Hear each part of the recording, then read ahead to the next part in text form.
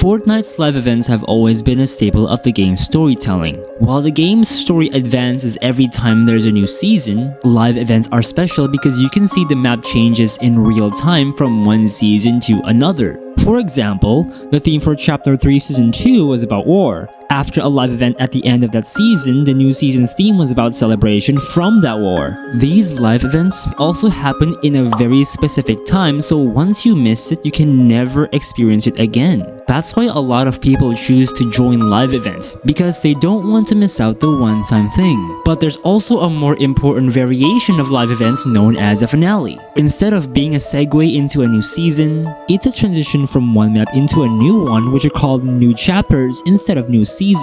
However, there was one particular event that stood out from the others. This event was a finale. It had the most amount of teasers any event had ever got, but it turned out really awful to the point that it made players worry about the future of the game.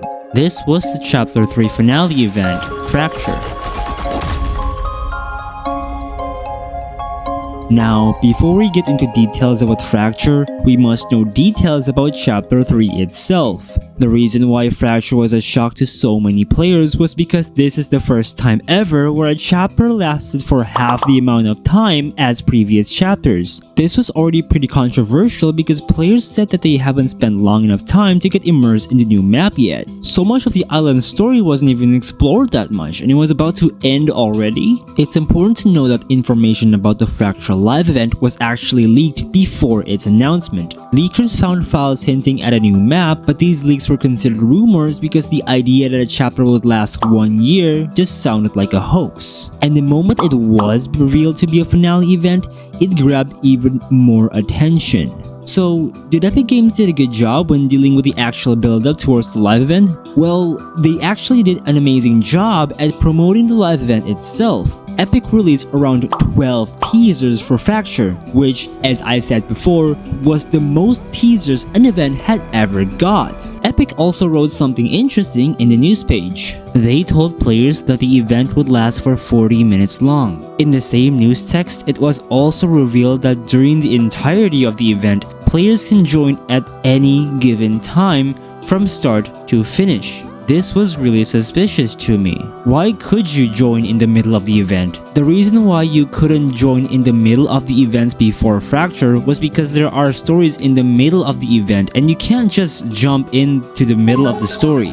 But the fact that Fracture was able to surpass this hidden rule may sound like a red flag now. It didn't seem that way back then. Before the event, there are also ongoing stories happening in Chapter 3. Stories that people hope will be answered and explained further within the Fracture event. Basically, in the final season, there's this mysterious substance called the Chrome. It changes everything it touches into chrome itself, and it's led by a new villain called the Herald. The Chrome also consumed some of the more important characters such as the Seven group. But putting that aside, there are a few relevant characters in that season that people were excited for.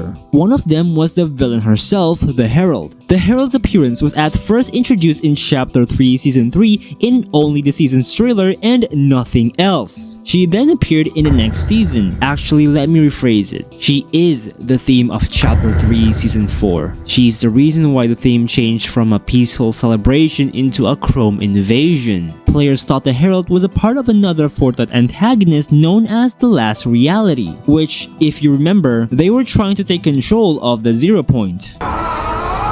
The Herald also carries a theme of something called the Nothing. The Nothing is a villain where even until this day we still have no real details on what it is. If you're a veteran, you might have noticed the usage of the phrase the Nothing in the past via quotes in seasons, comics, and tweets from the creative chief officer, Donald Mustard. Players were curious about her relation to the Nothing. Bytes also had a connection to the Nothing. He's a battle pass skin, he has his own arc, his own side quests, yet I don't think many people cared about him. I can say with full confidence that people were talking about this guy's pickaxe more than the actual skin itself, so I'm just gonna remove him from the important people list. Finally, there was one character that almost had no relation to the entire chapter yet was still highly anticipated throughout the entire season. This character would be Midas. Midas was one of the most popular characters in the entirety of Fortnite ever since his appearance in Chapter 2 Season 2. But why Midas? Where did the hype even come from? And why did he become more of a hype material than an actual skin in the Battle Pass? Well, around this time, Epic Games would release a spray in the game's files called Silver and Gold, consisting of what appears to be Midas' hand covered in chrome. Paradigm also mentioned the Loop Breaker project. People noticed these details and assumed that Midas was going to return soon. It's a known fact that Midas has the ability to turn anything he touches into gold, just like the chrome, but with chrome. So the theory was that Midas would attempt to stop the chrome by turning chrome into gold by touching it. So with all this information in mind, let's go back to the main question. What happened in the event? Did any of this information matter to the event itself? How would the event be 40 minutes long with a progressing story if the game stated that everyone can join between these 40 minutes? The event started off with Fortnite players' worst nightmare, a pre-rendered cutscene. The Herald was covering the entire island with chrome and is now after the dead reality tree where the rest of the people are. The remaining survivors tried to fight back the Herald,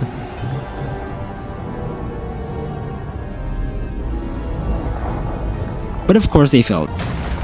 And just like that, the Chapter 3 island was destroyed within the first 2 minutes in the scariest way possible. A pre-rendered cutscene.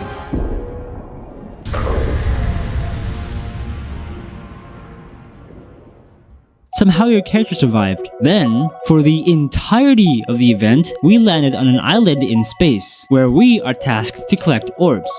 My favorite part is when Paradigm said it's island saving time and then proceeds to become irrelevant for the next 40 minutes, while we do chores, parkour, puzzles, more chores, and more. If you're lucky enough to survive to the end without a single game crash, you may receive a final cutscene where Paradigm does something, proceeds to say, "My work here is done," decides not to elaborate, and then proceeds to disappear for the entire next year. You get a brief moment of the island creating itself, but that's it. So there's so much to unpack from this. What the hell even happened? The main antagonist only appeared in a cutscene for 2 minutes and was never seen again. So many of the teasers were showing how dangerous the Herald was and how much he's going to affect the event, yet everything was over before we can even have a chance to see what was going on or control our own character. Players were expecting a battle with the Herald because that's the kind of teaser Fortnite has given us. That's why a lot of players said that they have felt like they've been lied to. Of course, it's not only just the lies. There were so many unanswered questions, like who exactly is the Nothing? Why did the Herald kamikaze herself? Is she a hero main? Yep, that deals so much damage. And of course, how did we the players even survive this? In fact, the story was so hard to understand. People who wanted to explain what happened in the event had to use deleted scenes in their explanations when trying to clarify what happened. They feel like this all happened overnight, but Fortnite removed half the live event, which answered a ridiculous amount of questions. Yes, I'm saying that the 14-minute live event had a deleted scene consisting of the last reality abducting the 0 point only for it to fight back. All I'm trying to say is that you know your story is confusing if people have to use a deleted scene to explain what happened. Mr. Beast's 2-second appearance was likely the most entertaining thing in the entire event, which is saying something. Spider-Man! The cutscene also appeared as the official trailer for Chapter 4, so it wasn't exclusive or special for the people who did attend the event. And then there was the gameplay itself. Throughout the event, your goal was to collect these 0 point fragments as much as possible by doing things that felt like chores. Of course, players were really disappointed because they expected action, especially for a finale event and due to the teasers Fortnite has given us. But the most action we get from this event was throwing snowballs at other players.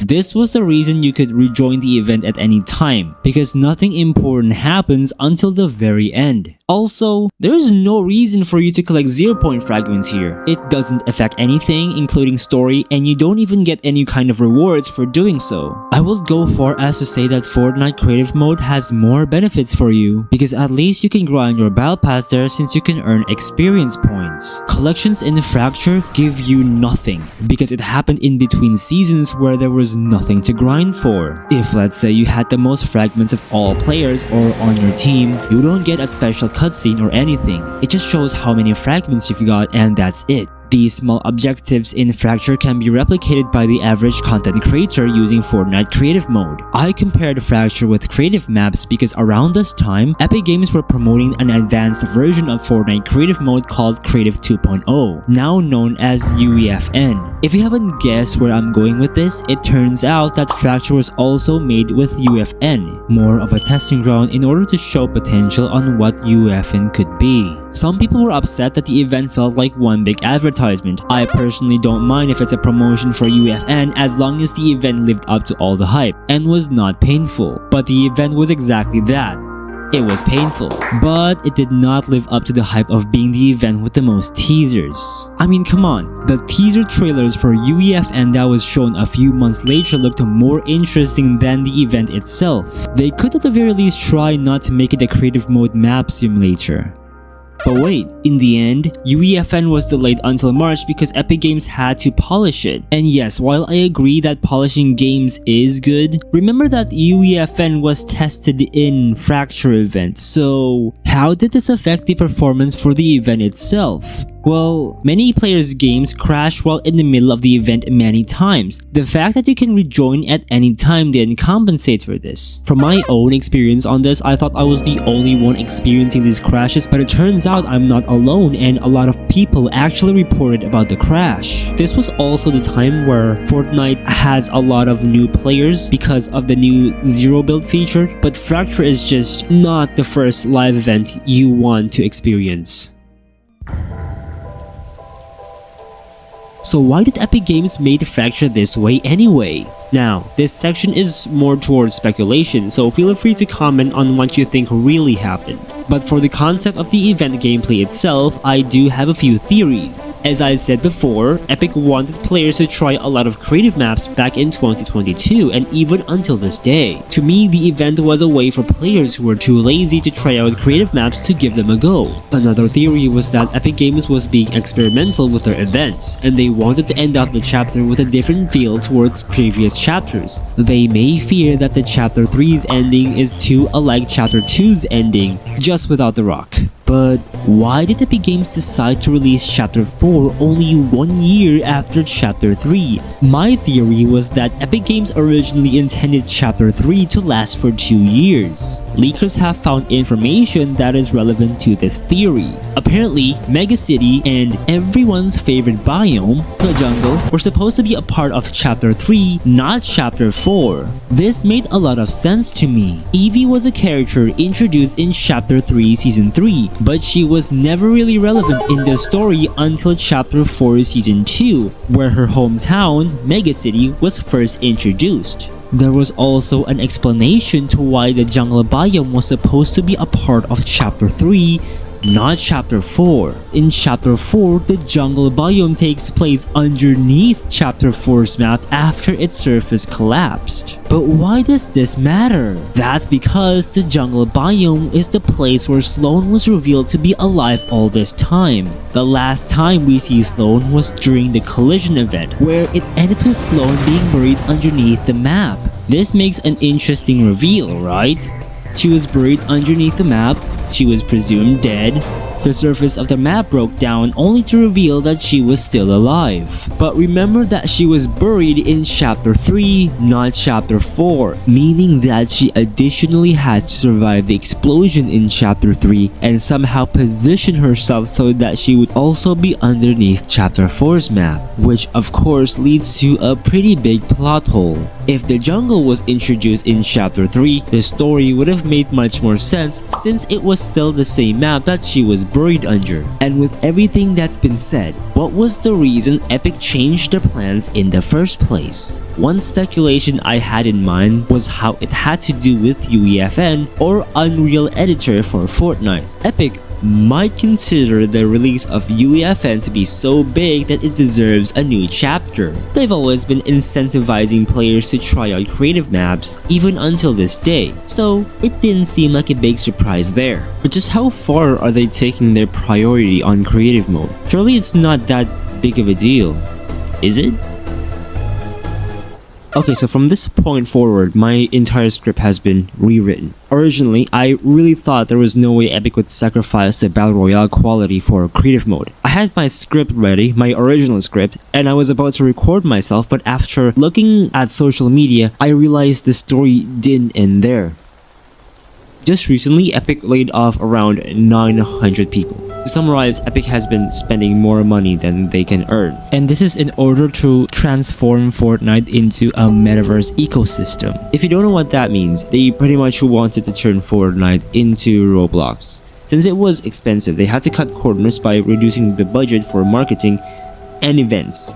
Chances are this includes the Fracture event since it was used as a testing ground for UEFN. Personally, I don't think they should compete with Roblox as their primary goal. I don't mind if they add these features later on, just definitely not as the first priority of the game. I have multiple reasons. Roblox has more customizable UI while Fortnite is stuck with the Battle Royale interface and controls. Roblox allows players to just create their own items, while Fortnite is stuck with the Battle Pass mechanic. But while all of these are just things that Epic could add in the future, I think the hardest thing for Epic Games to implement in Fortnite is the file size, at least compared to Roblox. In Roblox, a lot of people play the game because it's very accessible. You know, you can just download it on your phone and it's not a huge sacrifice because it's not too big. While as Fortnite, it's not even available in mobile stores, you need to download it from the website. It's also around 7 gigabytes plus, so it's a lot of space taking up your phone. Even in PC, for example, Fortnite is at least 22 gigabytes, whereas Roblox is around 1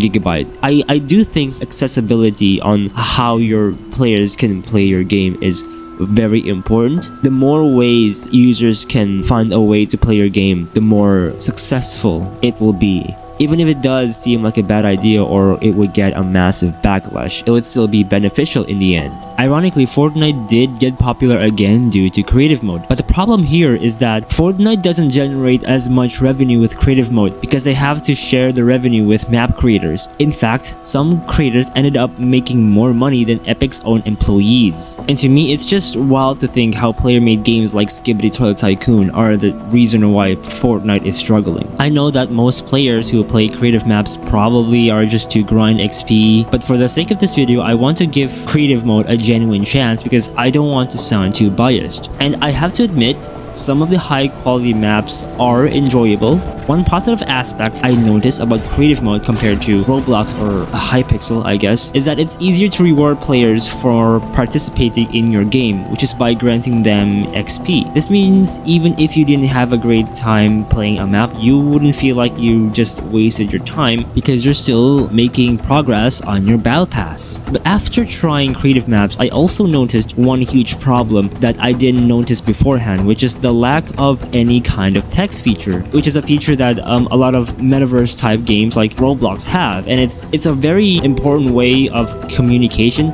It's definitely better than VC. They already implemented like voice chat. I don't get why they don't have some kind of text chat over here. If it's really true that Fortnite is cutting corners to prioritize UEFN, it's a strong possibility as to why the Fracture event turned out the way it did. However, the more concerning issue here is that if they're sacrificing the core of Battle Royale, I just don't think it's a good trade-off. Look, I wouldn't be creating this video if Fracture hadn't left a troubling impact on players and me on the game's storyline and gameplay overall. There's just something that feels off with Fortnite ever since Fracture and the seasons that came after, as if the game will never be the same. However, I've got one more theory to explain why the game might feel this way, and this is a more hopeful theory compared to the previous ones, and it has to do with Donald Mustard. Many of you might be aware that Donald Mustard retired from his role as the Chief Creative Director back in September 2023. It seems that he hasn't been involved in the critical parts of the game for a while, so maybe, just maybe, the reason why Chapter 4 story is a bit lackluster is in order to create a clean slate for the new Creative Chief Director, Charlie Wen, to shape the ongoing narrative. The end of Chapter 4 is going to approach soon, and whether or not Fortnite's storyline will be completely reset, or Charlie decides to continue where Donald Mustard left off, let's hope that they can focus again on the things that players love most about them. Or at the very least, I hope this next event won't be another fracture.